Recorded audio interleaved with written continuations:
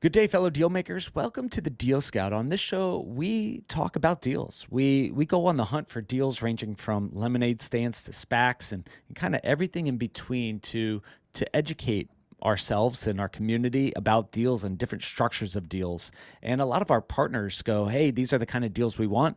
So they put us on the hunt for deals. So this show, if you want to talk about a deal or if you're looking for a specific type of deal, you could always partner with us and head over to thedealscout.com, fill out a quick form, and that might give us an idea of what kind of deals you are looking for. Now, on today's show, we're going to have a conversation with a company that's doing something interesting in the world of AI, property tech, real tech, and all this cool stuff that I probably don't even know what it is. So with that, I'm going to talk with one of the founders, Nate Joens. Welcome to the show. Hey Josh, thanks for having me on. Absolutely. All right. So let's start with this. How old are you and where are you located? I am 27 and I'm located in the middle of the country, surrounded by corn, just north of Des Moines, Iowa. Yeah. Now, the reason I asked how old you were is to set the stage of like some of the things you said prior to the interview, and which we'll pull out, was something that I would have expected from a guy who's like 70 to say. I said, Nate, what's really important during this interview that you talk about? And I know, ladies and gentlemen, we're going to talk about deals, I swear, but I was so impressed by what he said. I said, what's really important for you to talk about? Nate, when I asked you that question, what did you say? Humility. Humility. What Yep. 27 years when I was 27 years old, ladies and gentlemen, like I had life had to humble me deeply. Man, so I'm super impressed that you answered that way. Let's go into this, Nate. As we're talking about humility and about your journey, let's first start with some of the milestones and some of the things you've accomplished in your a little bit more than a quarter of a century. Yeah. Um, so just some backstory of kind of where like I was telling you beforehand, that phrase it sounds kind of like cheesy, humility, but honestly, it's kind of a little bit of a like way of life in the Midwest. Not saying that other parts of the country aren't amazing. There's definitely lots wrong with the Midwest, but there's like a phrase in Iowa and in Minnesota called Iowa nice. Minnesota tries to claim it and say that they're Minnesota nice, but it is literally like a way of life that I think is really apparent and relevant, especially here, and that I try and embody. And I think that my story comes through in that. I'm the founder of Structurally. I've only ever done Structurally. I graduated from Iowa State University in 2012 or 2016, sorry. And this is all I've ever done. I decided I'm going to trade out my ramen noodles in college for ramen noodles starting a startup. It was an easy transition. It made sense. So I did it. But that was obviously tough. Starting a company from any point, even if you're buying a deal with some cash flow in the company or from scratch with nothing, it's hard, like really, really hard. Being self-employed is really, really hard. It always seems glamorous and glorious, but it really isn't. There's tons of stress, like no predictability, and uh, you know, little control to some degree. Um, and my story is I'm the founder of Structurally. I've been the CEO. I started as the CEO for like 4 years. We grew really nicely. We've got like 10,000 agents on our platform who use us in various ways, mostly through partners that we've acquired, not acquired, but partners that we've got partnership relationships with. And then we decided as a company, we need someone who's more experienced to come in and lead the company.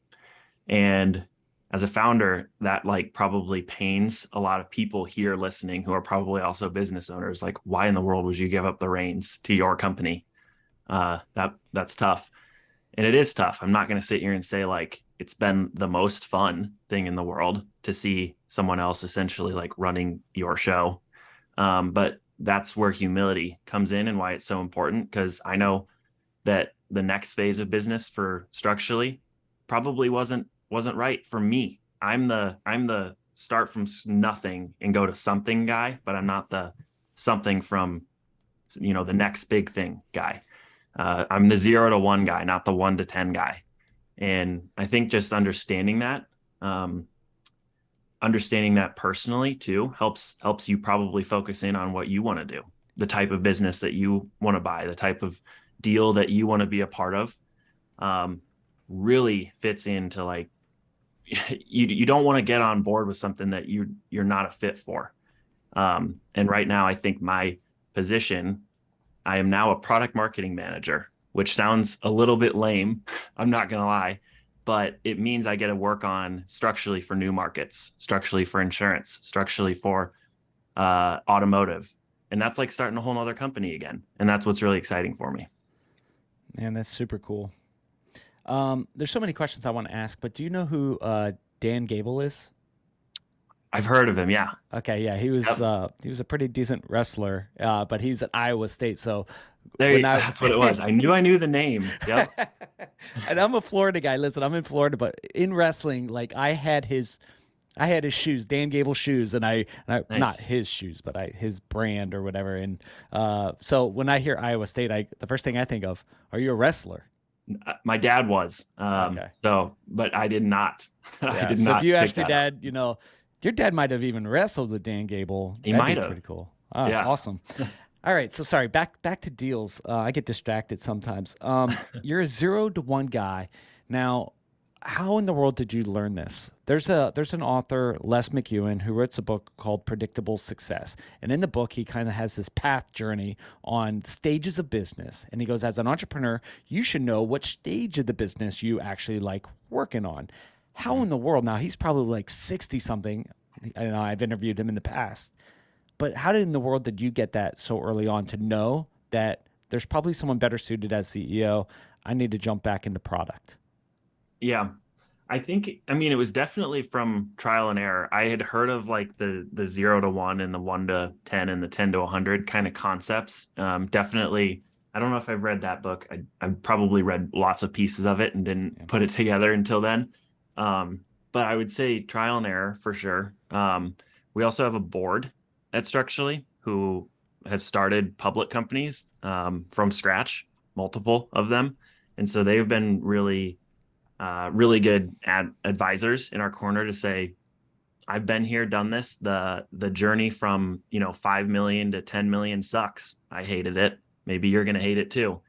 So maybe look for someone else who actually likes that. And it's a whole different ballgame. You have to sit there and document everything and process and put everything in order. And it's like that's not fun for me. I just like to run around with my head cut off kind of and just like fix things and just do a bunch. That's what's really exhilarating for me.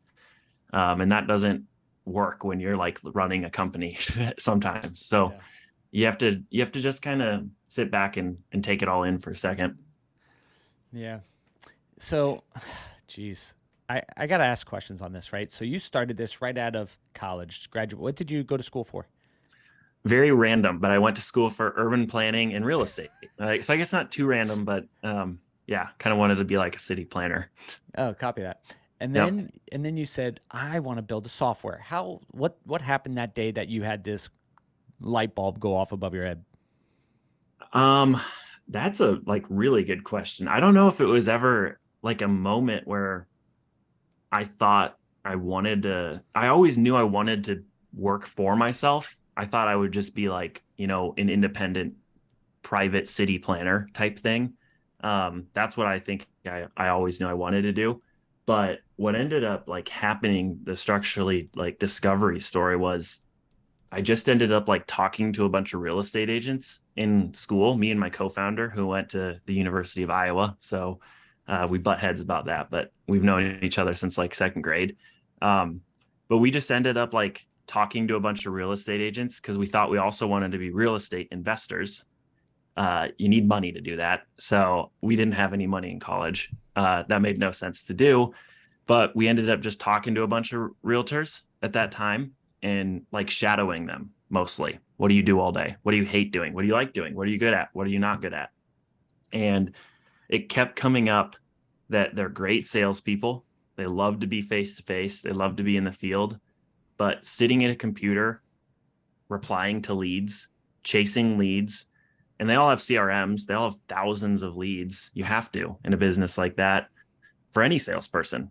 But that job just drains them typically. So it was kind of around a time where like that problem was also being discovered in multiple markets, including real estate. Like we had competitors when we started.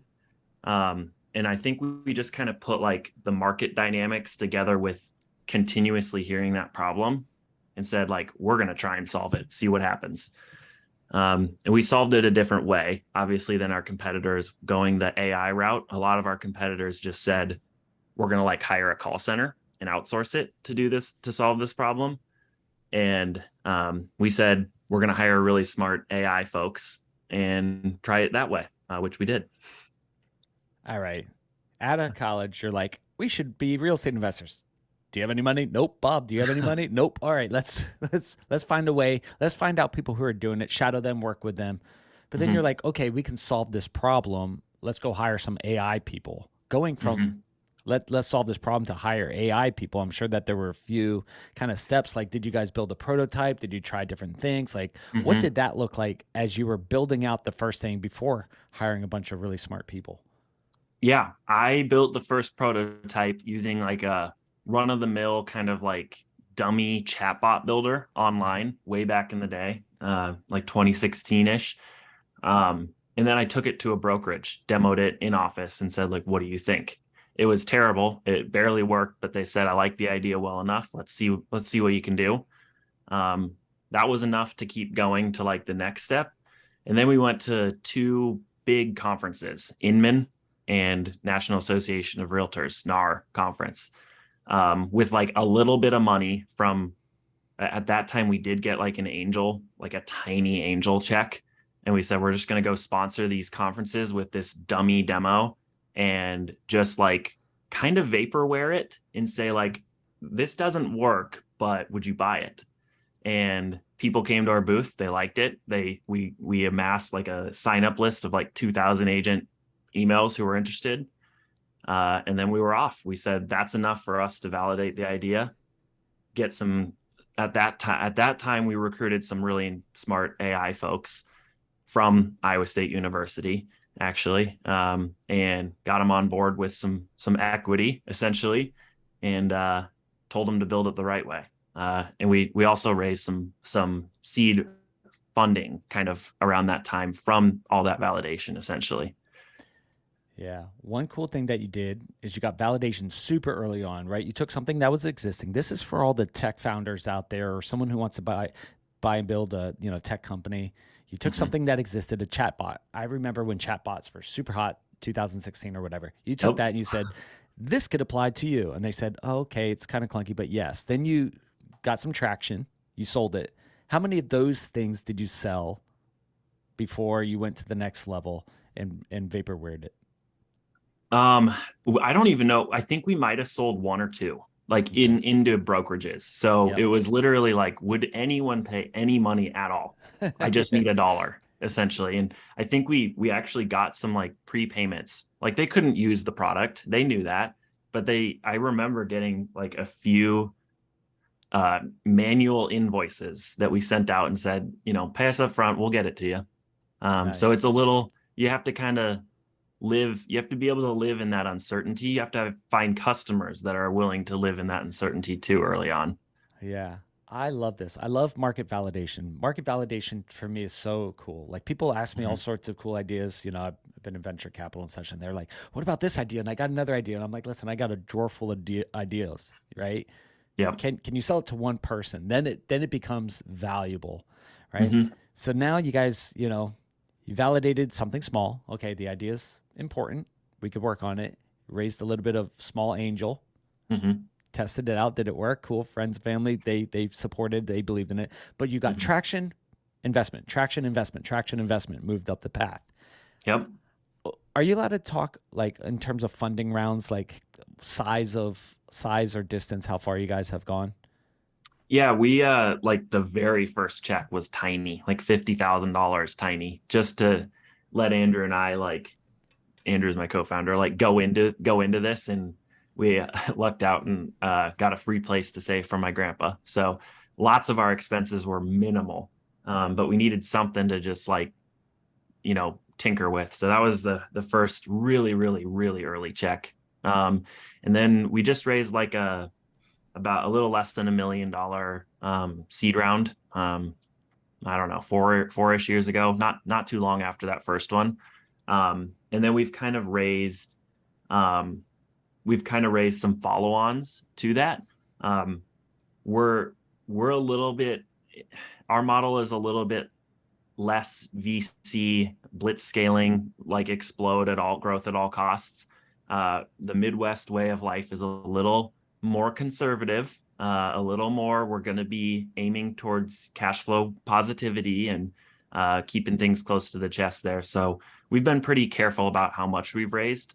We've really only raised a little bit over that initial $1 million, call it, over time. And when the time is right, we're going to look at a bigger Series A to go into new markets. But obviously, with the economy the way it is right now, we're trying to make sure that does make sense for us.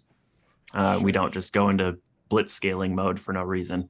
Yeah, I've got some friends I'll introduce you to as you guys are going through this journey.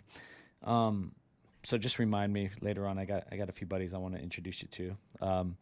So you're going through this process, and you went to this NAR, right? Like I love that. I was a realtor for a long time, and you got 2,000 signups, like of people going, yeah, this is interesting. If you build it, I will buy it.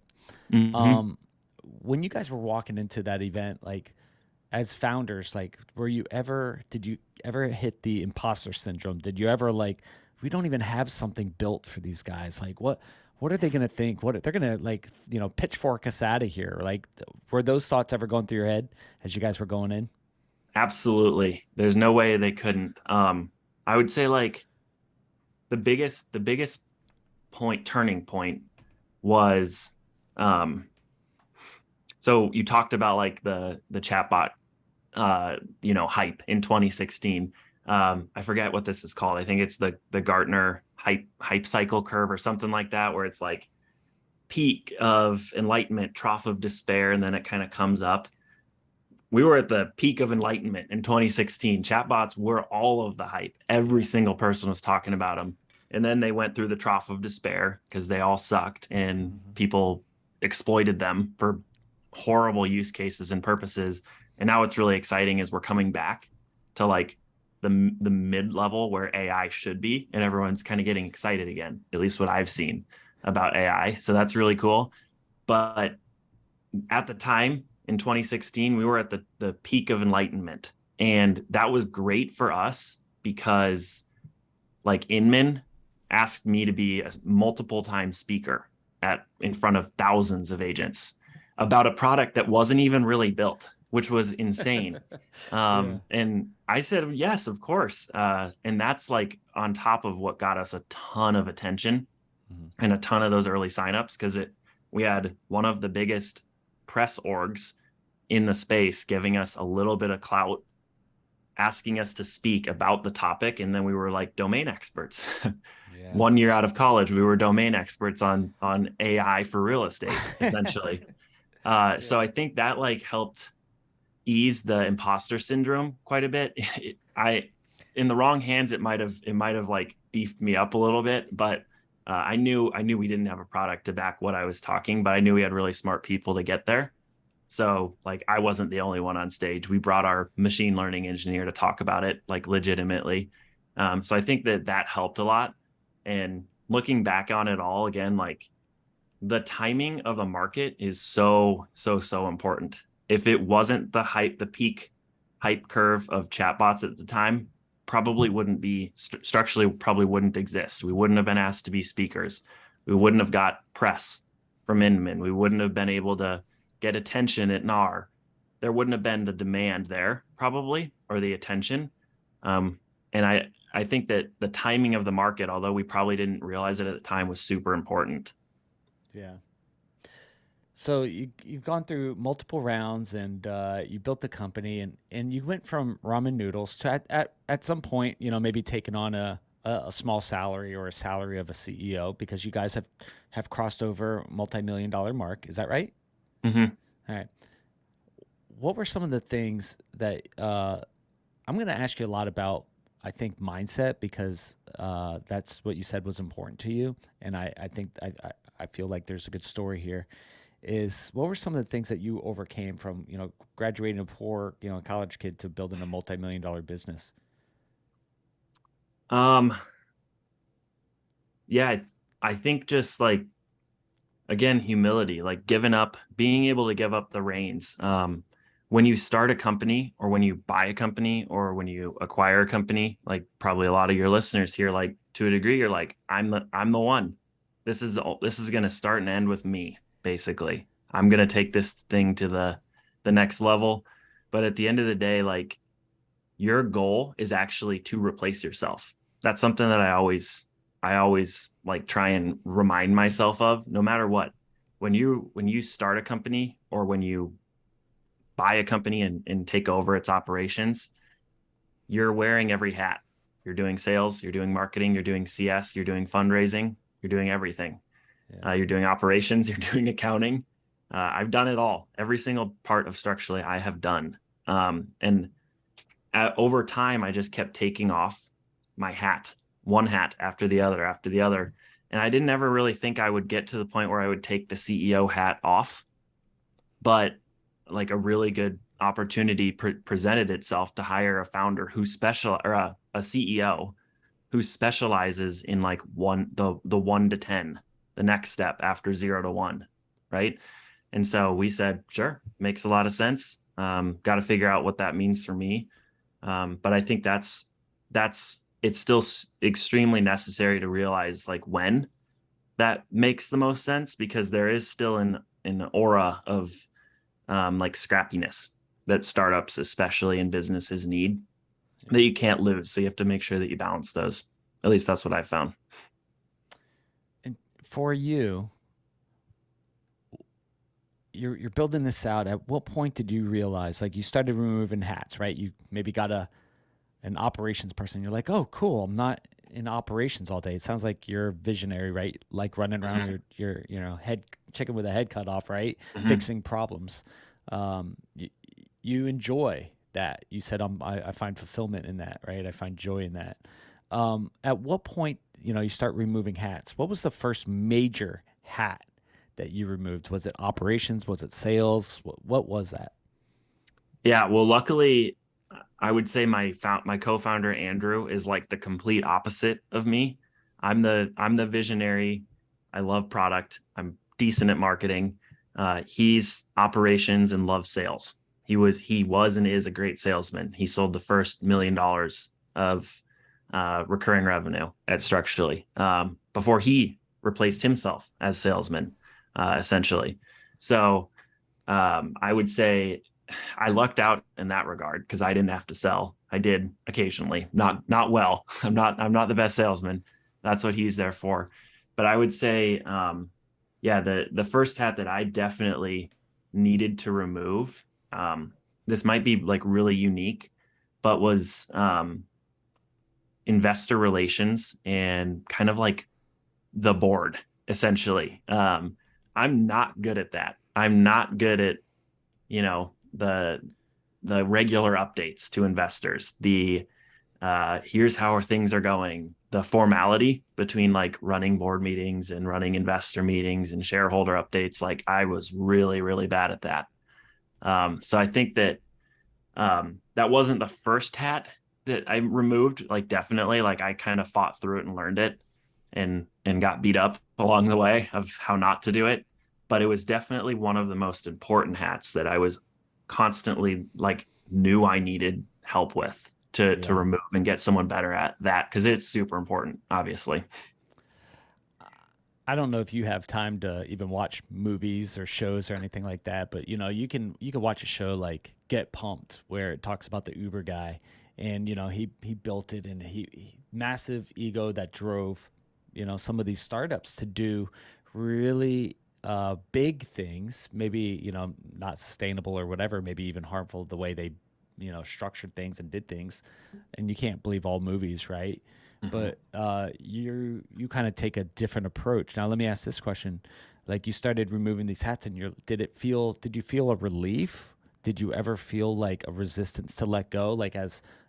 Or with this question is, what out of all of these things did you try to hold on to the most? Yeah, that's a really good question. Definitely just like the CEO one was the hardest, like replacing myself as CEO. Obviously, that's a really hard thing to do. And I think um, everyone, like, I don't know if there is a playbook to actually go through that transition really well. Because as a founder, maybe if you're a non-founding CEO, transitioning to another non-founding CEO, it's easier. But when you're a founding CEO, it's like your baby and you're asking someone to adopt it and you're not a parent anymore, and that's really hard no matter what you do. So I'd say that I held on to a lot of those things too long without just letting it go. I would say like a success story where I thought I would fall flat is on the product side. We hired a director of engineering almost immediately Hmm. because we knew we needed better like scaffolding. And that hire was and is still like an absolute shining light instructionally, and he just runs with it. The whole R&D, product and engineering and other teams report to him, and that just runs amazingly smoothly. And I would have never been able to, be that strong in a role like that. So even though I historically have been like super involved in like the product roadmap and want to put my vision on things, he's the leader there. So I'd say that one was one that where it was a lot. I thought I would suck at it, but that like I kind of just said like, wow, he's way better than I could ever be. We're just gonna leave him, let him do what he does. What were your friends and family saying when you started removing hats, releasing control, and removing yourself from CEO? Were they like, whatever you do, don't lose control of this. Don't, keep the equity, keep the voting rate, super, all this stuff. Like what were they saying? Yeah, I think um, my family was confused. Like, oh, so you're just like gonna get a demotion? Like you can't go up from CEO, so you're just gonna take a demotion down. I said, yeah, that makes the most sense right now, and I didn't really question it. I don't think it is ever really been about like the control for me or my co-founder. Some people, for a good reason, want to hang on to a lot of equity and voting rights for their company, like a lot, and will not part with it by any means. And like you can definitely do that if you get to a point where you can like bootstrap. That's a huge part of it. Like if you're going to run the thing with money from your pocket, you probably deserve every inch of that company in every right. Like you're the one funding the thing. This was we had no money. We weren't investors, and structurally we weren't bootstrapping. So we had to bring in smarter people and say, help us. You've been through founding public companies before. Tell us what we're going to miss. Tell us who we need to hire next. And I think that just, it was never really a question of like control for us or anyone. So they never really thought that we were doing wrong by, taking ourselves out of control. I guess it was always the path, I would say. Yeah. You're 0 to 1 guy. Do you think you're going to build more tech companies in the future? Yeah, absolutely. No question about it. No question. Yeah. So let me be damn clear on this. Like, you are a person that people will invest in. You have a very strong, investor friendly founder mindset. Nice work. Appreciate it. Yeah. Holy moly. Yeah. Because I think one of the biggest fights within an organization, you get partner fights, you get investors. People don't realize this. Investors are still partners, right? Like you still have to work with them, and Yep. then you've got the board, and it sounds like you have a superpower of taking something from nothing to something, and you have no problem in sharing in the upside of it. That is Right. super cool, man. Super cool. Yeah.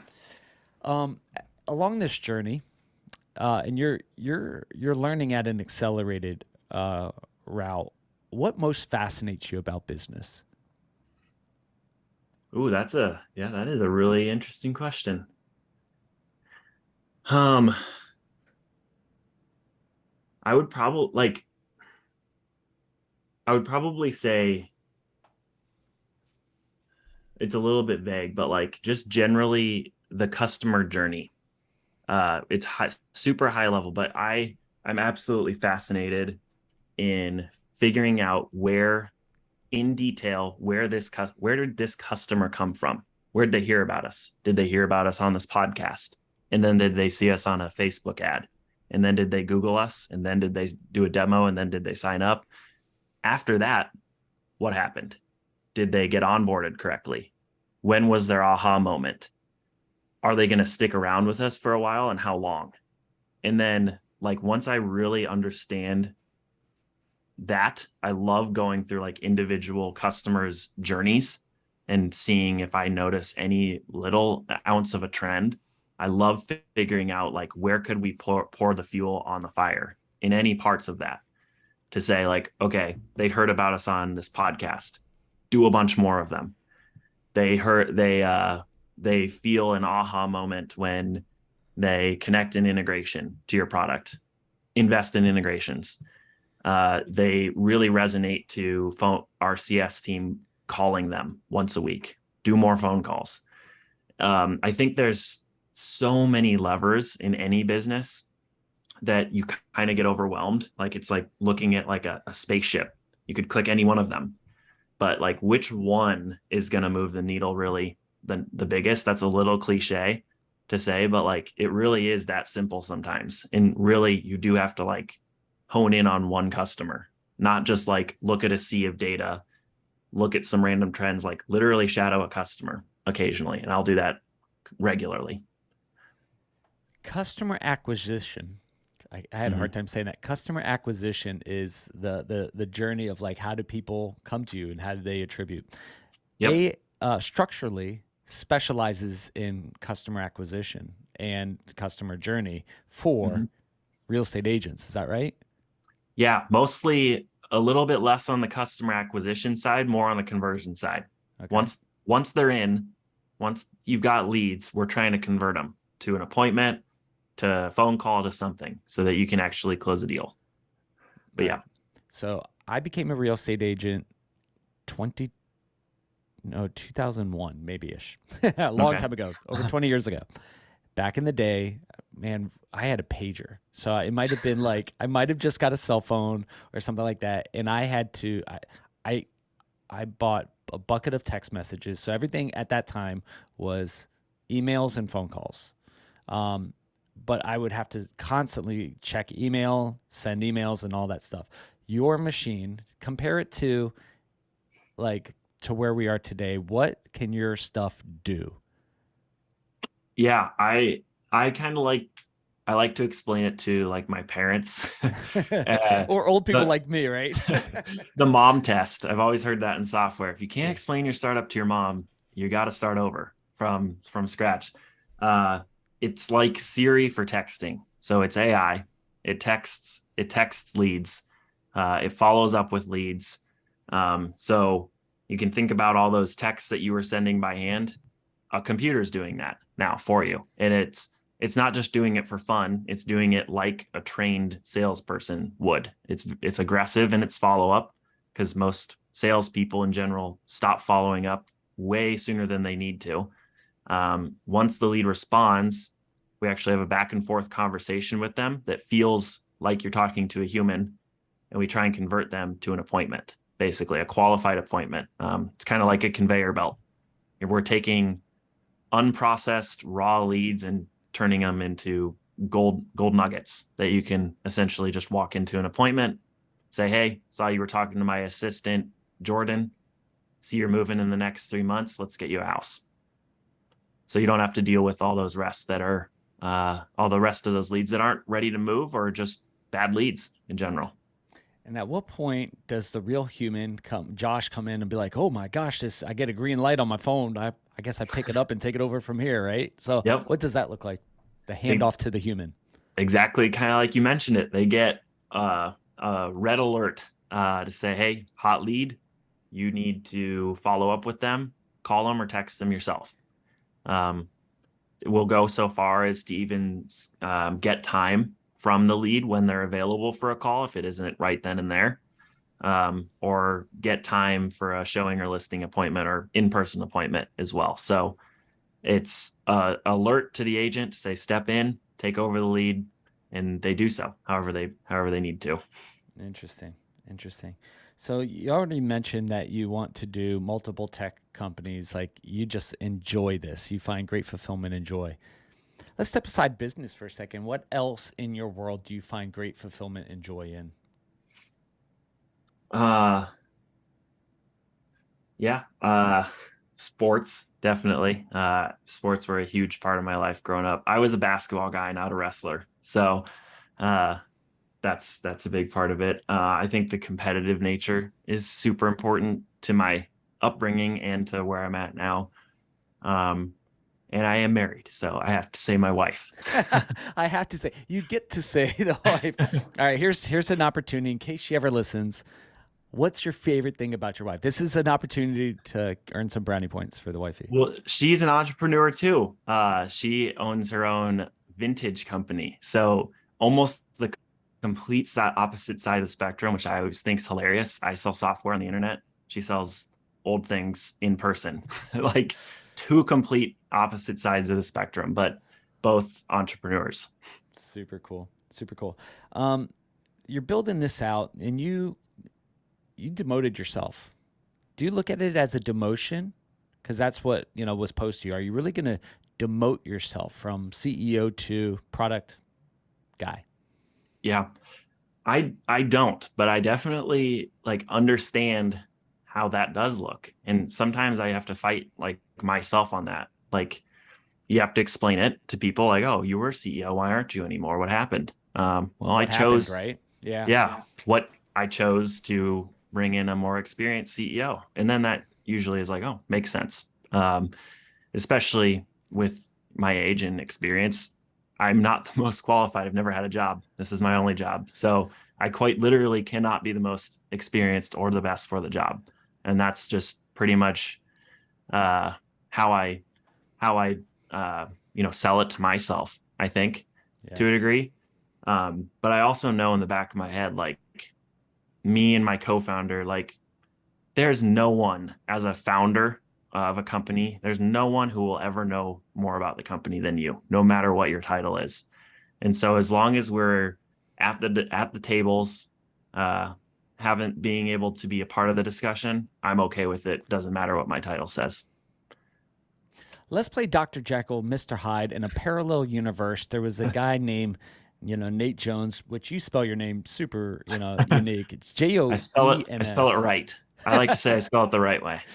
Got it. All right. So we're going to play Dr. Jekyll, Mr. Hyde. In a parallel universe, there's the exact same scenario, except you, sir, are more ego driven maniac. Side by side comparison of this universe versus that universe, how do you think you would feel, or how do you think the company would be doing right now? I think I have a fun, sad example. There was a competitor in our space, so I won't drop their name, but um, they started almost the exact same time as us. And honestly, their founder was pretty egotistical, like really over the top. I think he's pretty well respected, but he's about my age. Um, and he comes from a different background, like kind of the coastal background where like big name accelerator, big name investors, kind of like the cream of the crop and like the Silicon Valley way type thing. And it was actually really funny. They put me on a stage with him at Inman, both of us at the same time, and said like, here's his company. He does everything with humans. That was the angle. And Nate does everything with AI. What's the difference and why should this audience of like 3,000 people care and about which one? And I still remember like before we got on stage, he was like super braggadocious. That's the right word. Like to me, like here's my cool like founder shirt. He went up there with like a grout fit on, like grape sweatpants and like a cool founder shirt with like Nike Hyperdunks on. I was like, that's pretty cool, man. But it ended up being that that was actually the last time they ever spoke. They like went out of business almost after that, like immediately after. So I think that like that was to a degree, in my opinion, still not knowing him too well, probably a little bit of his ego because they raised a lot of money before we did. And we were like, that's not good. They're going to kill us. But they lost a lot of money because they're not in business anymore. What a great side by side lesson, right? That's a great reminder. Now, I had this. This happened to me today, this morning. I just dropped off my kid, and I'm in the process of writing a book that's important to me. It's a mission driven book, has nothing to do with business. I mean, there might be some business stuff wrapped into it. And I looked, and one of my favorite authors is writing a book in the same category, in the same theme, very damn close to the same book, right? And I saw Uh-huh. that. And the first thing that like what you said is like, "Oh my gosh, this isn't good," right? Yep. How did you respond to keep going? How did you respond? Give me some advice. How did you respond to go, "No, what I'm working on is important and I need to keep going no matter what is against me, whoever's against me." How did you do that? Yeah. I mean, it's cliche, but like you gotta keep your head down. Something that I've kind of like learned over the past, like more recently in the last like 2 years from some founders that I like to follow. Can't remember who they are. I just see them on Twitter and I really everything all like the them. time. I really, but I don't remember their names. uh, my whole Twitter feed is just founders with advice. So I just lump them all into the Twitter people. But time and time again, I would see them say, like, know what your competition's doing, but they've never seen a competitor kill someone, like kill a company. They've never once seen it. Like it doesn't happen. Everyone's always so scared of competition, and you should be to a degree, but like competition is good. Even though investors will kind of constantly say like, "Oh, who's your competition? What if Google would do this? What if Apple would do this?" Right? Um, they like to see competition because it means there's a market there. If there are competitors, there's a market. You just have to figure out how to be a little bit better, and then a lot better. And that will come over time. You're never just going to like launch one feature and just like leapfrog them. It's going to be heads down, keep releasing, keep talking to your customers, go through a customer's journey, figure out why they really like you, how they heard about you, and repeat, rinse and repeat. And maybe that's for you talking to people on the podcast about, their life. Who are your readers? Talk to them about what they want. And just, it's good that there's someone in your space. Acknowledge that. That's okay. And I think that it sucks. Like you really have to, I can't, that our competitor who is now defunct, God, they got so much press. They got so much attention. Realtors were all over them. And I still like can remember it. I think they churned through all their customers in like the course of 2 weeks and had to shut down. They had no choice. They just lost all their customers because they just couldn't figure it out. They got their egos way, way too far in the way. Yeah, And super. it was almost like because I was so enthralled in their journey, because they were so close to us competitively, like I kind of had a front row seat. Like I knew what was going on, like really closely. But I still think to this day, like they were on the human trajectory, we were on the AI trajectory.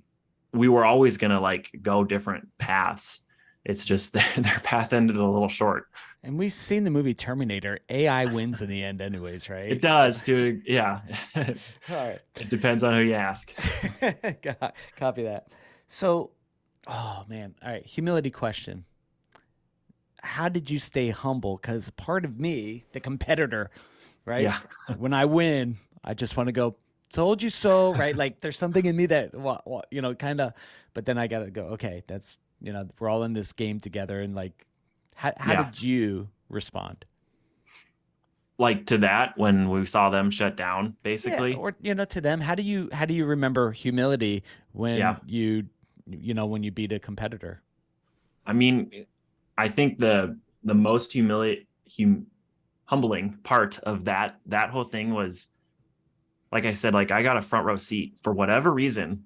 They did something that like we watched their customer base churn out like astronomically high in like 2 weeks time. They had no customers left. We watched them leave because a lot of them came to us in that time. Yeah. So it was like that could happen to us at any time. I still to this date don't like know what one thing like really sparked that, but like I know over time what I found out was like their conversation quality, believe it or not, with humans was terrible compared to AI. Like they hired a bunch of essentially like part-time college kids across the country to be the call center to man these conversations. And I think what they found was those conversations could never, like, you could never train a workforce like that to be consistent. Where we found you could train AI to be really consistent. That's what its Always job is to consistent. do. Yeah. Mm. So I think it was like the humbling part there was like we could screw our product up so bad that we see a lot of people leave. We don't know at any point. This could happen to us, and just a reminder for us that like real estate agents, salespeople too, they are commission based. They are notorious for saying this isn't going to work. My commission depends on it. I'm going to leave. Like they don't care. They're kind of cutthroat. And that's the market that we're in. The real estate space is cutthroat for sure. And we can see half of our customers churn at any moment for no reason, really. Yeah. Holy moly. Nate, during this interview, there's probably a question that I should have asked you, other than where could people go, connect with you, do a deal. We'll get to that. But there's probably a question that I should have asked you that I screwed up and did not ask you. What question is that? Uh, hmm. some basic questions that I constantly kind of see are like, should I have a co-founder? Should I have advisors? Should I have a board? Yes, yes, yes. Answer those three. Yes, those No, no, that's go. what Like, I dig would into say. those. Oh yeah, like those would be my answers. Yes, yes, yes to all three of them. So I agree with you. But why, Nate? Yeah, like a co-founder for sure is if you can find someone who is the opposite of you, better skills in the parts that you suck at, find them. Like my co-founder is phenomenal, and there is no reason structurally would exist without either of us. Um, if it would have just been me or him individually, structurally wouldn't exist. Advisors, you do have to make sure that you pick the right ones. Um, Same with the board. I'll kind of like lump that in to say like on the flip side, be careful that you're not listening to too many opinions. Too many opinions can also really screw you up. As a founder, as a operator of a company, something that I always struggle with is like as we've grown up, everyone's like, you have to be data driven. You have to make a process. If you're not looking at a bunch of data to make your decision, it's probably wrong. That's to a degree correct. Same with opinions, but like as founders and operators, a lot of the time your gut's right and you have to go with it. I think our gut has been right more often than not, even with a little bit of data. You have to make quick decisions, even when you're only like 60% confident. And sometimes when you get too many opinions in the room, um, your confidence wanes a lot because one person's saying this because that's what they feel. Another person's this, and you have your own opinion. And it's good to hear them all. But at the end of the day, like your board typically isn't in the business. They're not operators. Your advisors aren't in the business typically. They're not operators. You are. And you're probably going to know more often than not what actually needs to be done. So just make the call. Super awesome. Nate, now it's deal time for real estate agents and people who are dependent on, creating a real estate deal. Where could they go with you, connect with you, and do a deal? Yeah. You can always find me at nate@structurally.com. Like I said, like we have a network, in quotes, of like 10,000 agents or so who use Structurally one way or the other, through a partner or through us directly. So if I'm not the right guy, I think at one point we're powering like 12 to 15 of the top 50 teams in the country. Um, they've got deals. I've seen some of our teams do. I think one of them does like 1,000 deals a month. That's insane. Can't even believe that sometimes. So there are plenty of deals within our network. I might not be the right guy, but I definitely am plugged into some folks in at least the real estate, mortgage, and leasing industry. Super cool. Oh, so all right. So you do mortgage, Hmm. real estate, and leasing? And insurance as well. We're in the insurance industry. Auto, home, renters, life, pet, travel, umbrella, you name it. We can work and do work with insurance agents. Super cool. Super cool. So structurally, spell that out for us. It's structurely.com. So it's like the word structure, add an ly at the end.com, structurally.com. Awesome. Nate, great job. Thank you for sharing your journey and sharing some just golden nuggets of wisdom and truth with us. I appreciate you, man. You're awesome. Fellow Yeah. deal makers in the audience, as always, reach out to our guests. Say, hey, heard you on the show, and I want to find a way to do a deal with you. I hope these kind of conversations are helpful for you to learn more about different types of deals. But the mission and purpose ultimately is to put people and deals together. Deals and deal makers, connect them. So reach out to our guests, say thank you. And if you would like to talk about a deal that you're working on or looking for, head over to thedealscout.com, fill out a quick form, and we'll get you on the show next. Till then, we will talk to you all in the next episode. Bye, everybody.